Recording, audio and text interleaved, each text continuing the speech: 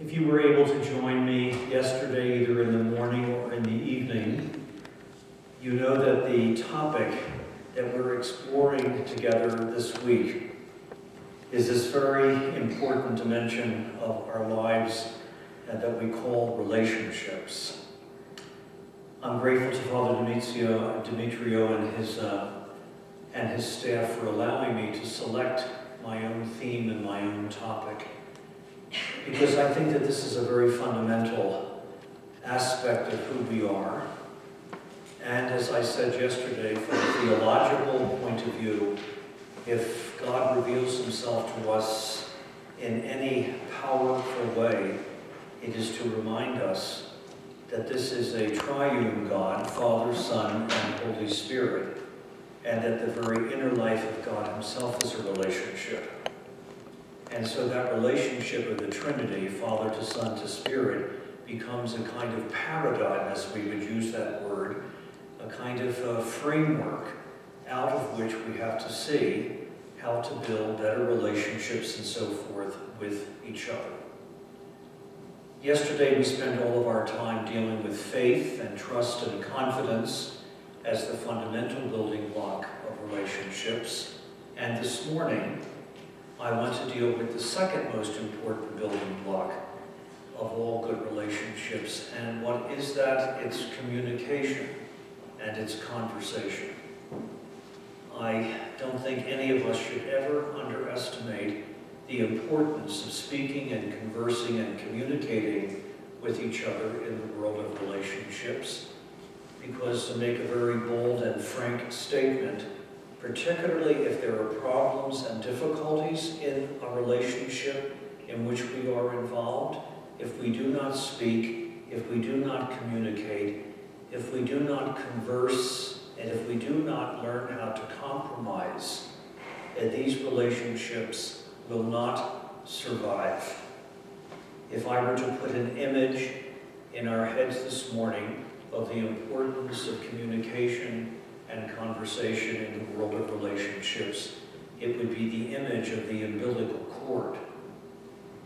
That it is through that cord, while the child is in the womb of its mother, that oxygen and blood flow and so forth comes to the child in order for the child to grow and to become an infant. And if anything happens in the course of that pregnancy and that umbilical cord is threatened, the life of the child in the womb is threatened. And communication and conversation, this is the umbilical cord in the world of our relationships.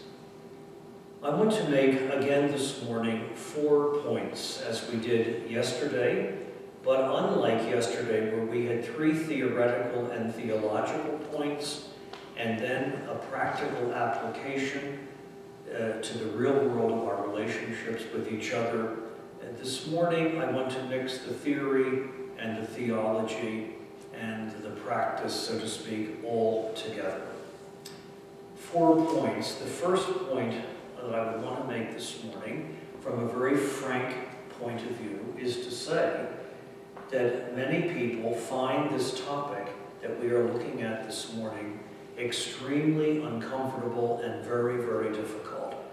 And there are people who would prefer that someone, like myself, sharing a few days of insights on the topic of relationships, that I would have chosen to look at any dimension of this world of relationships than what we're looking at this morning. Many people find this extremely uncomfortable, and these folks fall into 2 categories. The first group of people, and this might be many of us here this morning, or people listening to this little presentation by live streaming.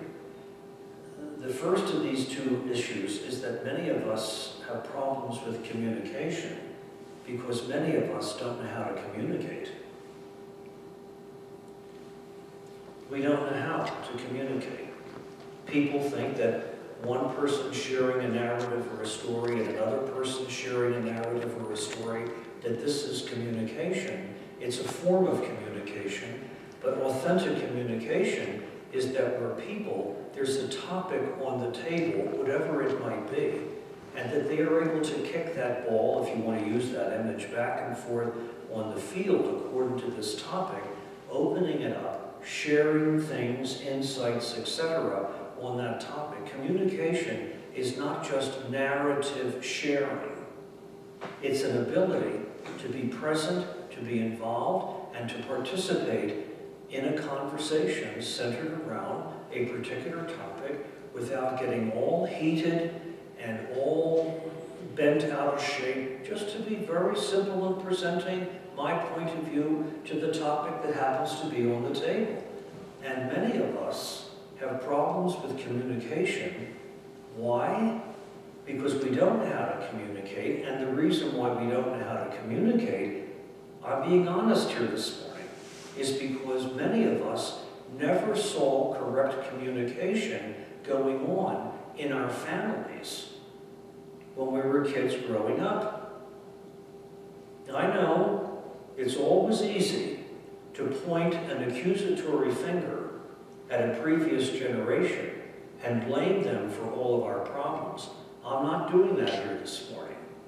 I'm simply making an observation that many of us were raised in families where there wasn't any communication, where if there was communication, it wasn't really, it was contrived and artificial, coming to the breakfast table, saying the same routine, out and throughout the court, and these artificial conversations did not, give us the right role modeling.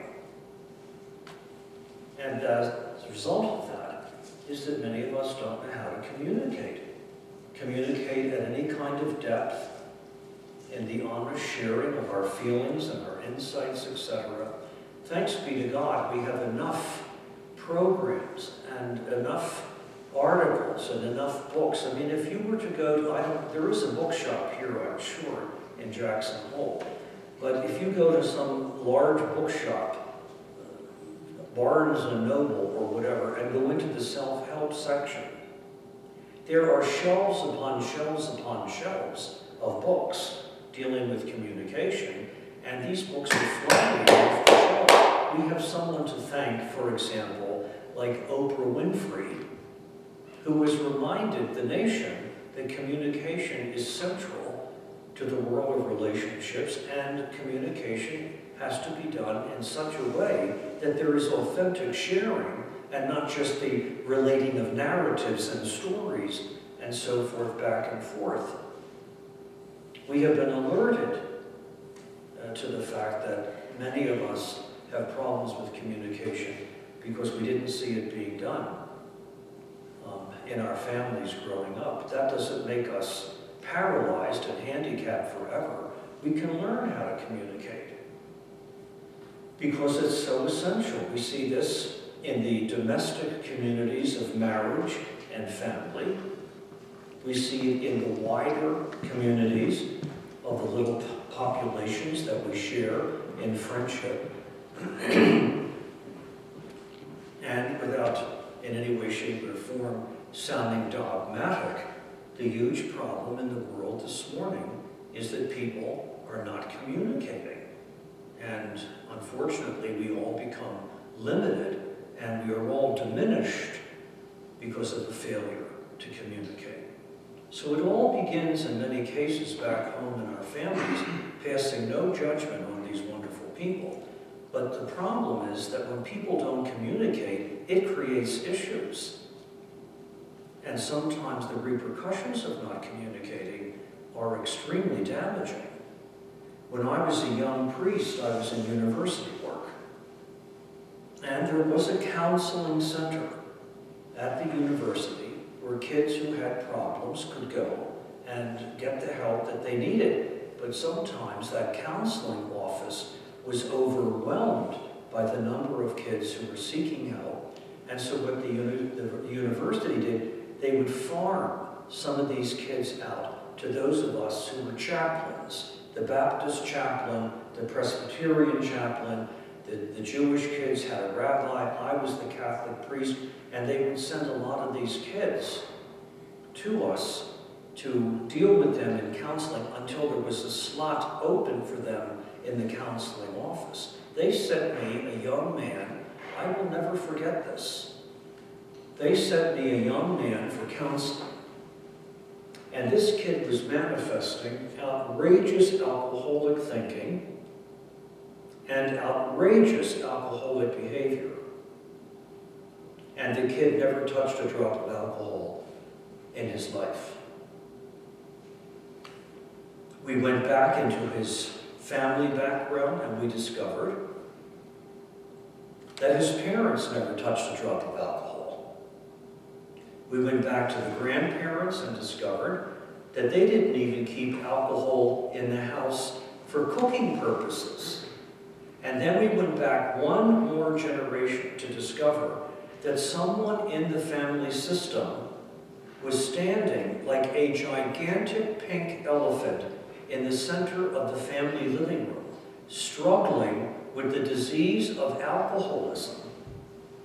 But everybody in the family had been trained and taught to dance and dance and dance and dance around this person, never to confront it, never to take this person to a rehab center or a detoxification unit.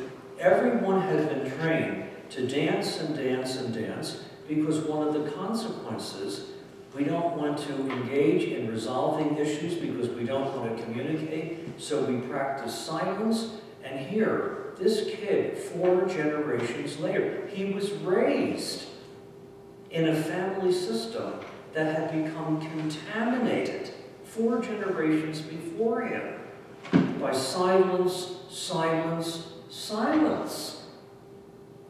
And here he is, a university student 4 generations later, manifesting alcoholic thinking and alcoholic behavior, and he's never touched a drop. These problems do not go away.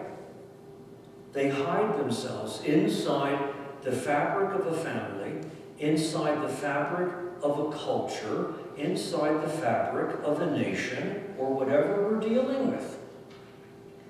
And when they're not addressed, we have to learn how to address them because of the repercussions. I tracked that kid. Long after he graduated from the university, he took a job in another part of the country, and he began to date a young woman who invited him to go with her home to her family for Thanksgiving dinner. And here he is watching this host family. Before they sat down to eat for Thanksgiving dinner, they prayed together. And they did not choose a child who does not know how to pray and who therefore makes it cute. They pick an adult in the family system who's known to be a prayerful woman or a prayerful man, and they ask this person 3 or 4 days ahead of time, would you assume the role of leading the family at Thanksgiving dinner in prayer? They don't choose a kid and turn it into a joke. And he's watching this. He's watching the way the family, the food is brought to the table, and everybody around the table is sensitive to what other people need on their plate, and they're passing the food around so that everybody has what they need on their plate. He's watching that the tone of the conversation, that clearly they enjoy being with each other. Yes, as families, they poke fun at each other and recall things that are embarrassing and wish we would forget, but it's a pleasant, wonderful family experience. He's watching this and saying to himself, this is not the way my family celebrates Thanksgiving.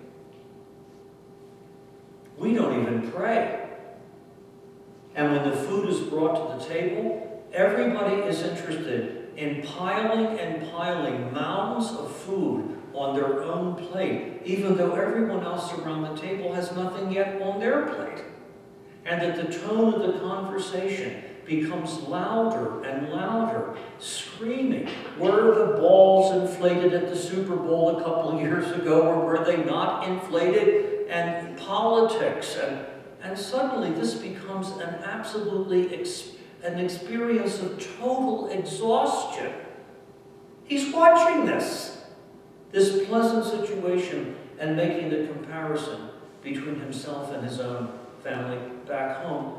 And that at the end of the meal, everyone is looking forward to returning and enjoying the same experience in the following year. And he suddenly comes, now that he's outside of his family structure, he can see that more objectively, and he realizes there's something wrong with my family.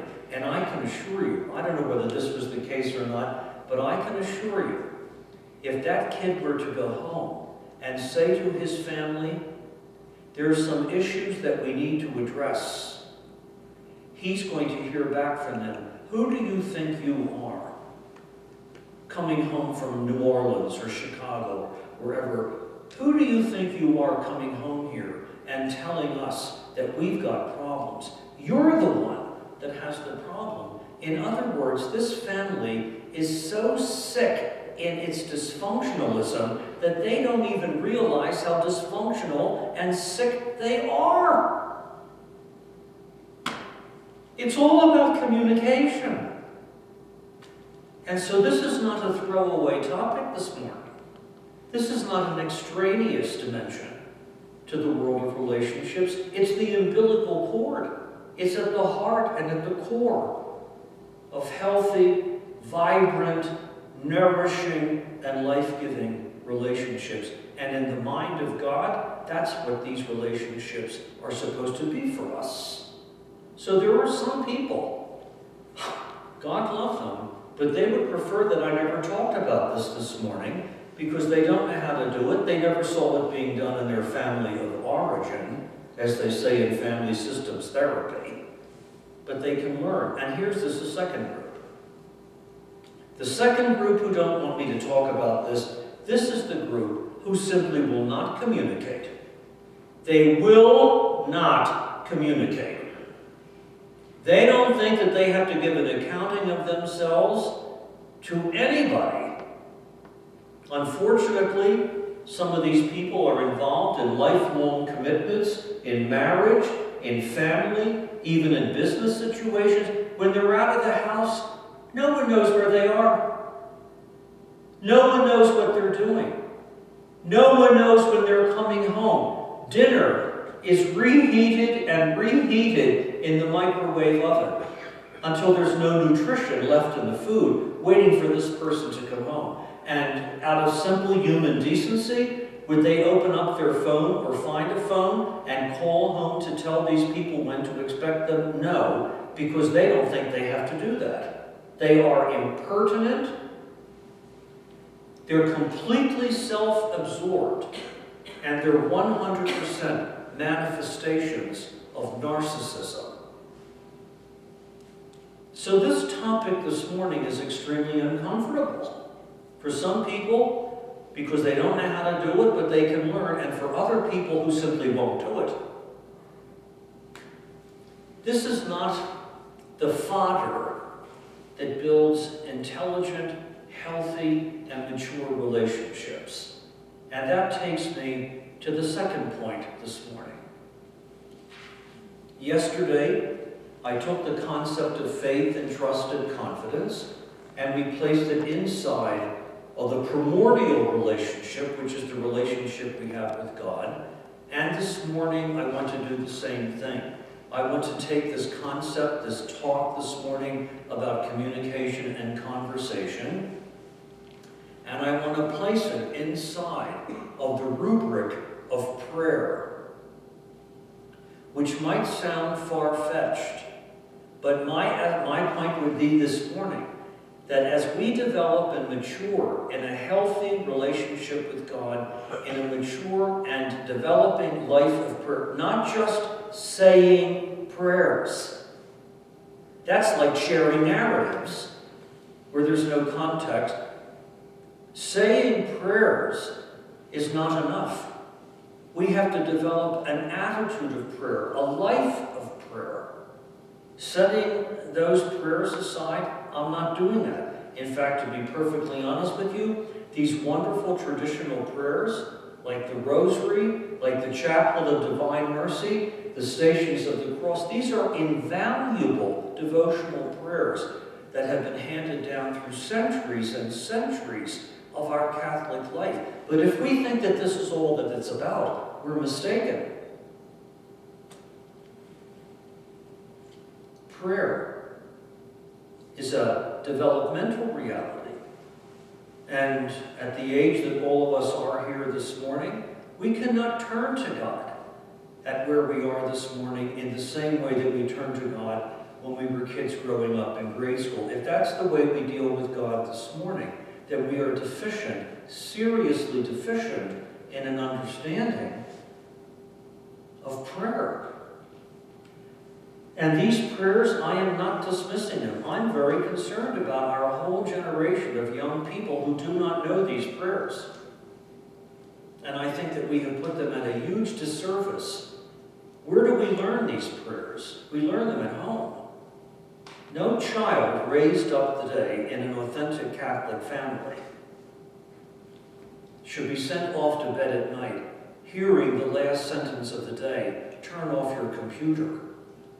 That kid, especially if he's still or she's still a youngster growing up at home, they need to have one parent, if not both parents, go into the kid's bedroom with them and recite the Act of Contrition and the Hail, Holy Queen, so that that child, by osmosis, learns these important and beautiful prayers, because like ourselves, these kids are going to experience moments of panic and fear where their own words are not going to be forthcoming, and they have this rich background in these traditional Catholic prayers that can be a source of solace and comfort for them. I was in Texas several years ago, giving one of these parish missions. The pastor said to me at the breakfast table one morning, he said, there's 2 wakes this afternoon, one at 3 and one at 4:45. He said, I'll take the wake at 3 o'clock. It's for an older gentleman who's been very much involved in the parish for years and years and years. We've worked together on programs and projects. He said, I'll take the wake at 3 o'clock. Would you take the wake at 4:45?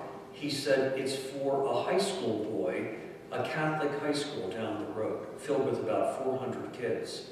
He said it's for a high school boy from down the road who, despite it being state law, the kid refused to wear a motorcycle helmet. And he was involved in a terrible crash, and he lost his life.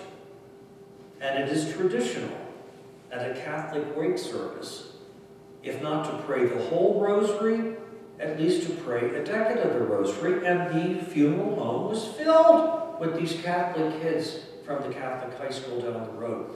I reached in my habit pocket, pulled out my rosary, and began to pray the rosary. It was perfectly clear to me that these kids had absolutely no idea, although I noticed that many of them had rosaries, like jewelry and accessories, around their necks.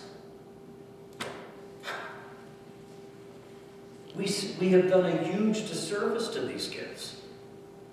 So I am not in any way, shape, or form dismissing these beautiful and traditional, but that's not enough. We have to develop a life of prayer so that prayer penetrates into every dimension of our lives. And I'm placing prayer and communication in the same bailiwick, because I would say here this morning that as you and I grow and mature in a life of prayer, we can see the impact of our prayer on the way that we communicate with one another. Where do I go to sort of validate my position? I would turn to the Church's greatest saint on prayer. And who was that? Teresa of Avila. When the bishops in this country in 1863 commissioned a team of theologians to come up with what turned out to be the Baltimore Catechism, what did these theologians do? They went to the writings of St. Thomas Aquinas, particularly his important work called the Summa Theologica, and they reduced and crystallized and reduced the complexity of Thomas's thinking. And the Baltimore Catechism, when we were studying it, we were studying Thomistic theology and Thomistic philosophy. The only chapter when they were writing that Baltimore Catechism that they did not consult with Thomas Aquinas was the chapter dealing with prayer. For that chapter, they went to the writings of St. Teresa of Avila. She's a doctor of the church, which puts her on a level even higher than being a canonized saint, because we recognize these wisdom people who were doctors of the church as great teachers. And thanks be to God, we have now 4 of these women doctors of the church. And we need to read them and learn from them. And I turned to Teresa of Avila this morning. Because Teresa of Avila, here we go, she got a letter again from a young, distraught nun in a distant convent, and the tone of the letter was complete exasperation. This young nun said to St. Teresa, I spent 3/4 of the day down in the convent chapel with the other nuns here in the convent, presumably in prayer. But she said, nothing seems to be happening. I don't know whether I'm praying or whether I'm not praying. And she asked St. Teresa what has now turned out to be one of the most famous questions in the history of spirituality. What is prayer? The young nun asked St. Teresa. And if the young nun was expecting some highfalutin theological answer, she was very, very disappointed, because if there's one saint, I admire this woman tremendously. Why? Because she's utterly pragmatic and profoundly concrete in the advice that she gives. She said to the young nun, what is prayer? It's nothing but a conversation. It's nothing but a conversation.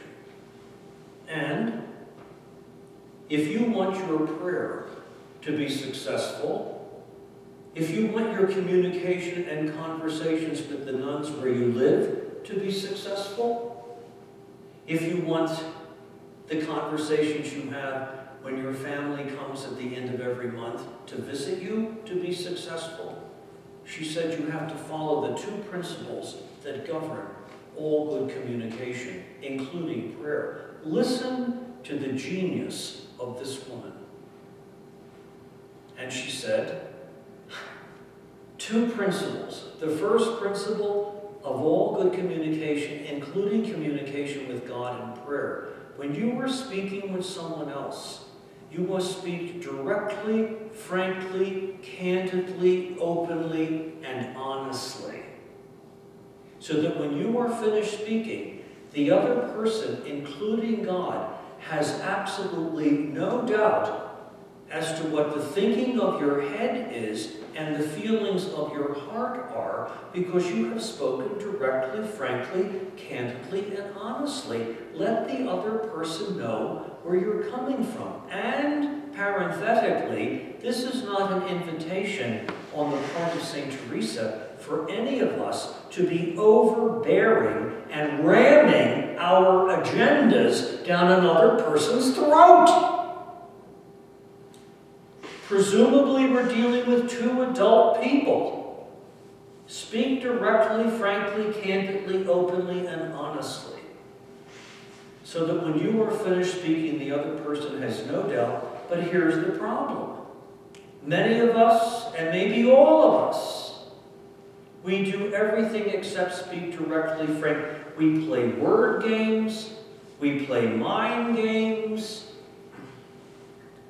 And then when we are finished speaking, the other person has no idea what we've said.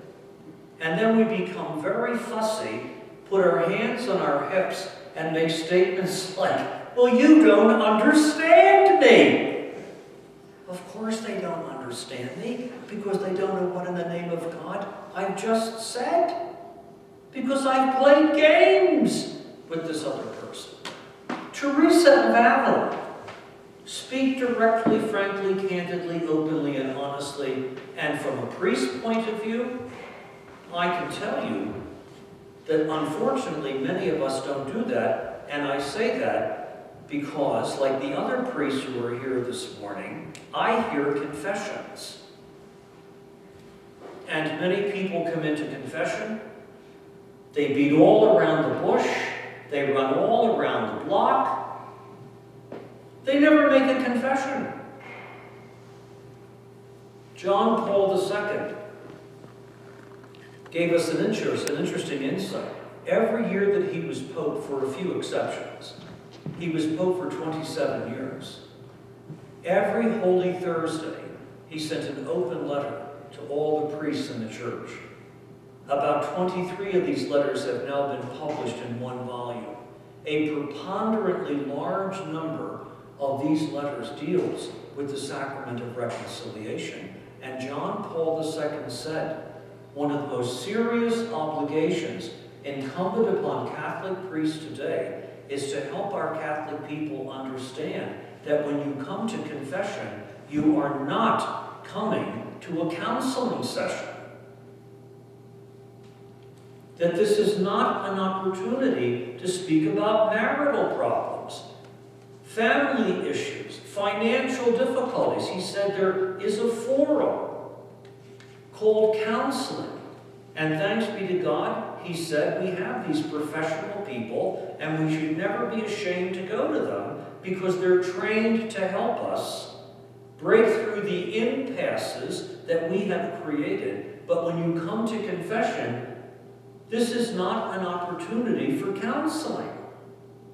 It is an opportunity for honest self-confrontation where you speak directly, frankly, candidly, openly, and honestly.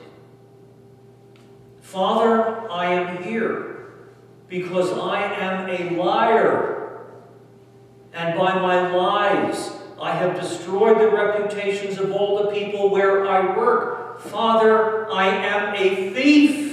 For years I have been taking things for my place of employment so that now that I'm retired, I could build a lodge for myself in the Rocky Mountains with all the stuff that I've stolen. Father, I am an adulterer or an adulteress because in the whole history of my marriage, I have never been 100% faithful. Speak directly, frankly, candidly, openly, honestly. That's the purpose of going to confession. Teresa of Avila said, the first principle of all good communication is to do exactly that. And then she said to the young nun, the second principle of all good communication, that as you have done that in your conversation with another person, you should respect the other person enough to sit still and to stop talking and talking and talking so that the other person can speak directly, frankly, candidly, openly, and honestly to you. In other words, the second principle of all good communication is listening. And I would say of the two principles of all good communication, which of the two do you think that 99.9% of us have major problems with? The second, because some of us will not listen. And there's many reasons why we will not listen. Some of us will not listen because in our arrogance, we can't imagine that what this other person has to say to me is in any way, shape, or form something that I don't already know. Some of us will not listen, especially if what the other person has to say to us is in any way, shape, or form corrective or critical of us because we think we're perfect. Far from it. If there's a 100% perfect finished person in this room this morning, or within the hearing of this live stream, stand up so we can give you a round of applause. We're not perfect, and if we should listen to anyone when something critical has to be said to us, when something corrective needs to be said to us, we should listen to the people who love us. And some of us won't even listen to them. So when Teresa of Avila tells us that prayer is nothing more than communication, then we put the two together for the purpose of this reflection this morning, and then I push this forward to a third point. If Teresa of Avila is correct, that prayer is nothing more than a conversation, and my point would be that this conversation with God, as it grows and develops and matures with the rest of who we are, can teach us how to communicate with one another, then it's very important. If prayer is nothing more than a conversation, then who's on the other end of this conversation? What is the image or the picture that I have in my head of God? And is it an accurate picture? And who determines whether it's accurate? The Scriptures. The Scriptures determine that, because it's to the Scriptures that we go and we obtain what God wants us to understand about Himself. Who's on the other end of this conversation is not extraneous, because what's ever on the other end of this conversation is not going just to determine the way that I pray. It determines the way I think, it determines the way that I live, and it determines the way that I work. We had a very, very famous philosopher. He was not a priest, he was not a bishop, but he was secretary to 3 popes, way back in the 3rd century. His name was Prosper of Aquitaine. And he came up with a very famous Latin phrase, the lex credendi est lex orandi. What does that mean? The way that one believes is the way that one prays. And so, when Teresa says that prayer is nothing more than a conversation, then who's on the other end of this conversation? What is the picture? What is the image that I have in my head of God? And this is not, again, an unimportant dimension, because who's ever on the other end of this conversation is going to determine lots of things going on in my life. The lex credendi, the way that I believe, determines the way that I pray, the lex orandi. Prosper of Aquitaine, look him up this morning. He's an interesting character. And so, unfortunately, what we have come to discover is that many people, even those of us in the believing community, and that's me and you, many of us have very erroneous, if not downright inadequate, images of God that are not taking us forward at all. I would give you one example of this from my own experience. Katrina, that terrible hurricane that devastated the city of New Orleans and a great deal of southern Louisiana, it struck the city of New Orleans in August of 2005. Untold damage. In October, a month or so later, I'm on a flight in the south. I don't remember where I was going, but the flight was packed with people. I had a middle seat. There was a young woman on the aisle, and the window seat wasn't being claimed, and it was getting to the point when they would close the door and off we would go. So I turned to her, and I said to her, when that door is closed, if this seat isn't occupied, I'm moving over to give both of us more room for this flight. The words, of course, were not even out of my mouth when I looked down the aisle, and here is this gentleman coming, looking like he had dashed through a dozen airports to catch this flight. He was drenched in perspiration. He had a short-sleeved white shirt on that was stuck to his body with his own perspiration. And I do remember this, he was wearing an awful, awful tie. As someone who doesn't wear ties, I noticed ties right away, and this guy had an outrageous tie around his neck The seat was his. Did he give the young woman and I a chance to stand up, get in the aisle so he could take the seat? You know how narrow those seats are, and they're making them even more narrow. He attempted to climb over the two of us.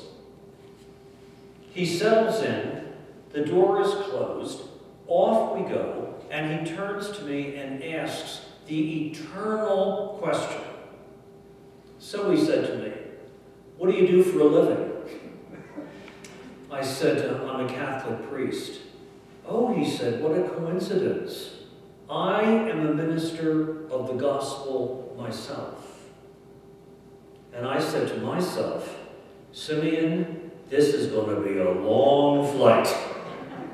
And in the course of the conversation, this gentleman informed me without a doubt in his mind that God had sent Katrina to the city of New Orleans to destroy that city because, according to him, God was so unhappy with what he said, all the crime and all the vice that he said was going on in the city of New Orleans. Every time we have a world catastrophe, people from the religious denominations, including our own Catholic denomination, will stand up and make these dogmatic statements. 9/11 is punishment. Katrina is punishment. The earthquakes in Haiti, punishment. And because they didn't learn, they deserve the 1,000 cases of fresh cholera that they're still dealing with down there every morning. Punishment, punishment, punishment. It's an image of God.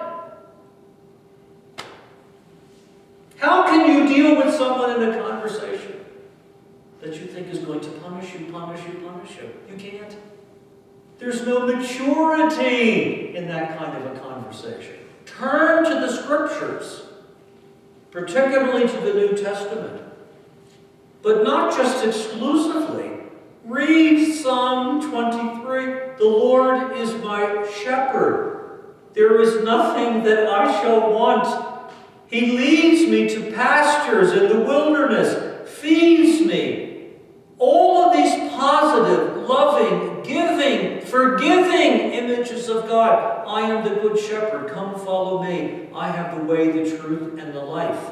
I have not been sent by my Father to condemn the world, but to save the world. The image that God gives us of himself in the Scriptures is not the image, unfortunately, that many people in the believing community have. It's all about retribution. It's all about destruction. It's all about punishment. Punishment. Where in the name of God do these people get these images? They get it, unfortunately, from bad catechetics and well-intentioned parents who don't realize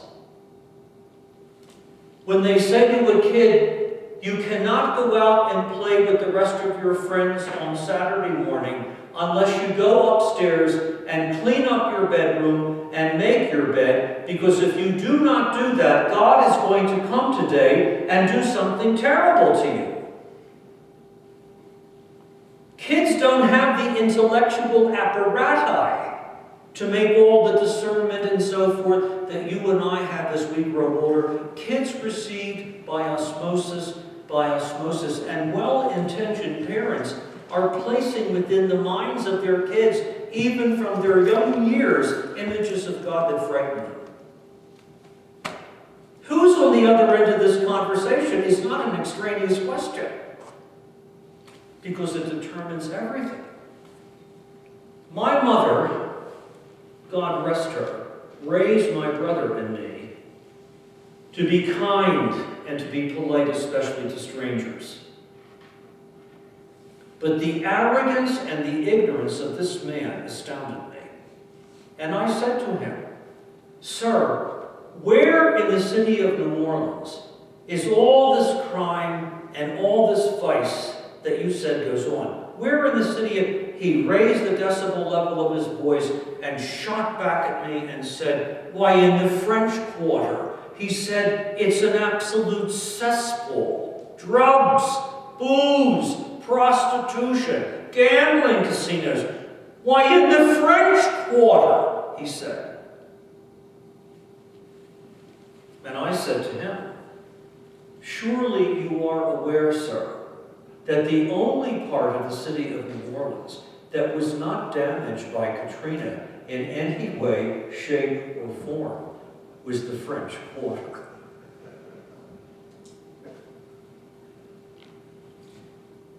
Who's on the other end?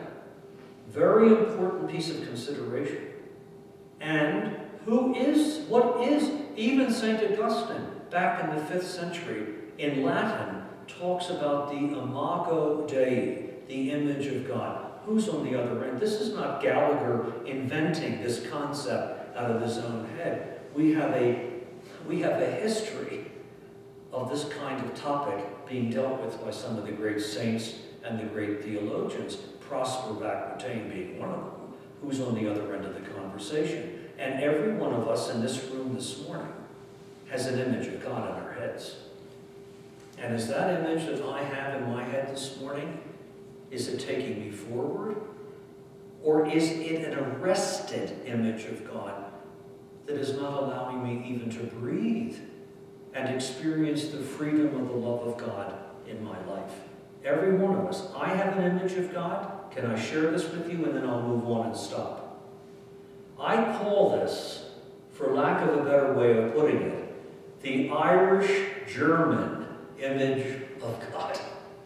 I'm fully aware that there's people here this morning, or maybe watching me on the television, who don't come from an Irish or German background.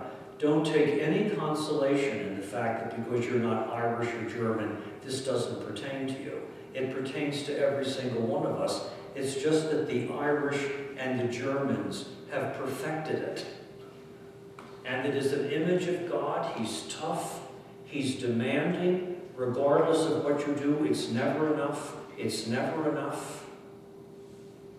I got that at home as a kid.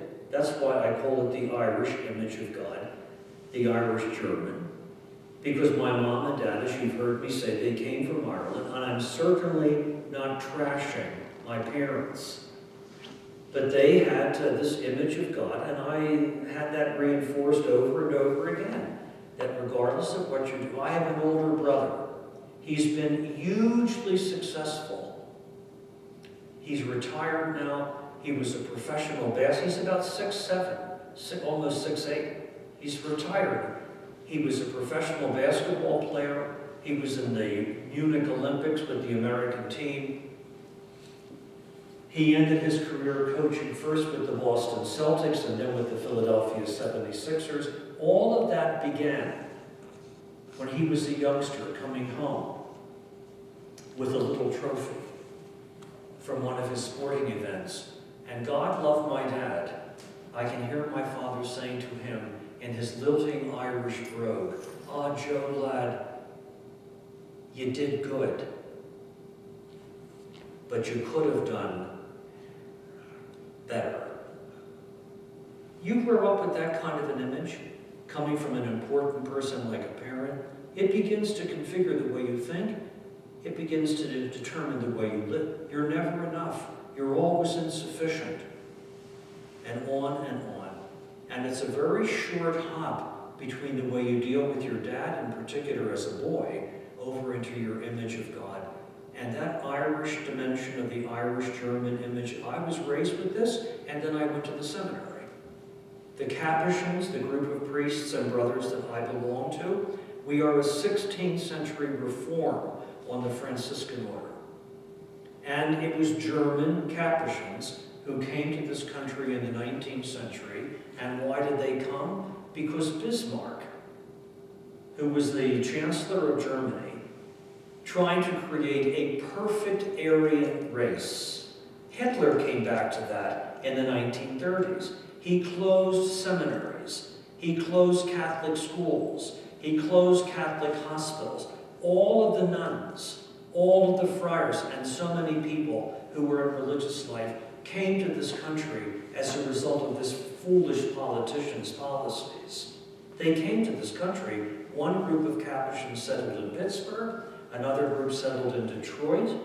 I went to Pittsburgh as a young kid, growing up, and all of my professors were German men. They were the descendants of the families that had come here in the 19th century because the schools were closed. And they wanted their kids to have a Catholic education, and Bismarck closed the Catholic schools, so they came here. He wanted to empty Germany of anything that wasn't pure, and he thought that religion was not creating this pure Germany. Where people get this idea is beyond me, but nevertheless. So the Capuchins, I went to the seminary, and all of my professors were the descendants of these German families who came in the 19th century with the friars. We take exams on Monday morning, and the exam will be put back on the top of our desk in the study hall on Friday morning with the mark inside of a circle. And I don't know how many times they would put that paper back on top of mine. And if you have a German last name, by the way, you were in like Flint. Gallagher is not a German last name. But they'd put the paper down on the desk, they'd point to the mark inside the circle, and they would say, Gallagher, that's good, but next week it's got to be better. This Irish German, you're never enough. You're always one brick short of a load. And when you grow up with that, it begins to apply itself to the image that you have of God. Now, I must tell you, I reflected on this point at some point a year or so ago, and I made this idea that the Irish-German image of God was the tough and demanding image, and that what we need is to have a complementary image of God who is patient and tender and kind. And there was a woman way in the back of the church who grabbed a missalette, and she was waving it over her head until she got my attention. And then at the top of her lungs, she yelled out, "That's the Italian image of God." And maybe it is the Italian image of God. But both images are worth their weight in salt, because if I come into a prayer conversation with God, and the image in my head is one of an Irish-German God, He's going to say to me what He has a right to say. Gallagher, you're lazy and you're not being productive. You have to do something with the talents that I have given you. This Irish-German image of God confronts us with the natural tendency in all of us to be lazy, to be apathetic, and not to get the job done. But we also need the Italian, call it if you want, that Italian image of God, which is one of tenderness and compassion.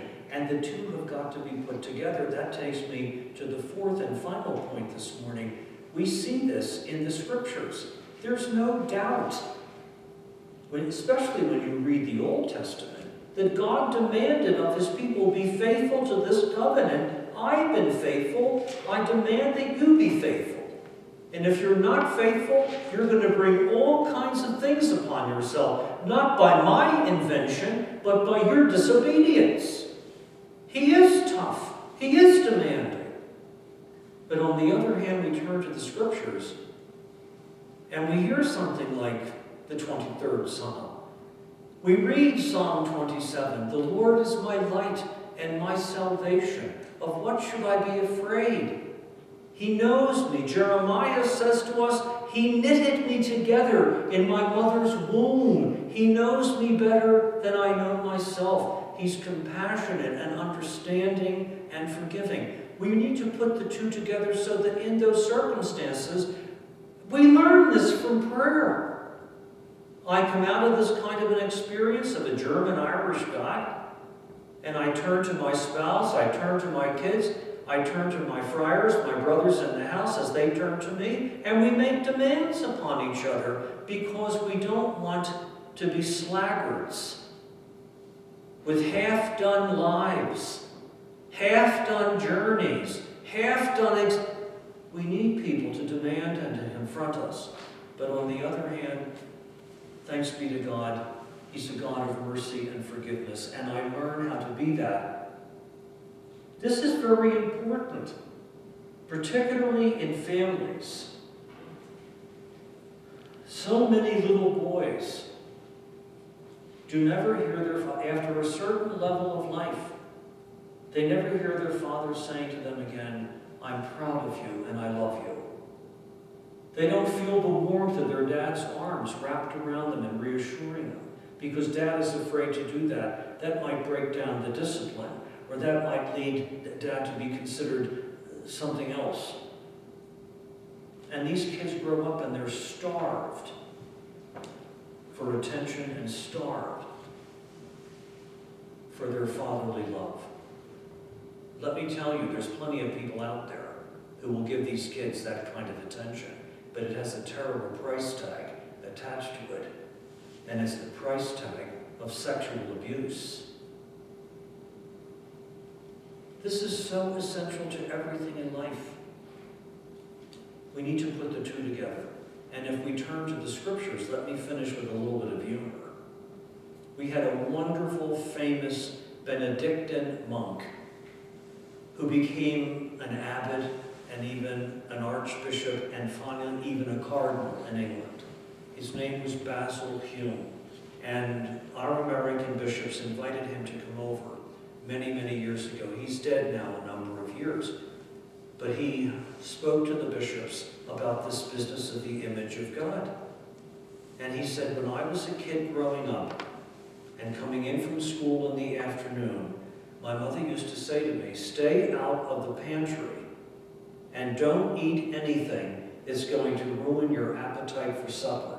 Haven't we all heard that at some point? He said, but one afternoon I came home, and there in the pantry was a bowl filled with delicious-looking red apples. And he said, I took one of the apples, I hid it in my jacket, I went up to my room, and I had the time of my life eating that apple. But when the apple was gone, all this Catholic guilt and Catholic remorse came flooding down on top of me, and I had to go down and confess to my mother, I disobeyed you, I ruined my appetite, I ate an apple. And Cardinal Hume, Basil Hume, said to our bishops, gentlemen, I have come a long, long way from being that boy in my mother's pantry, but so has my image and my relationship with God, because I believe now that God was in that pantry with me, whispering in my ear, Basil, take two. Take two. And that's the kind of God and the image of God that we have to have, especially as we grow up, when we grow older. Teresa of Avila, can I come back to her? She says in her famous commentary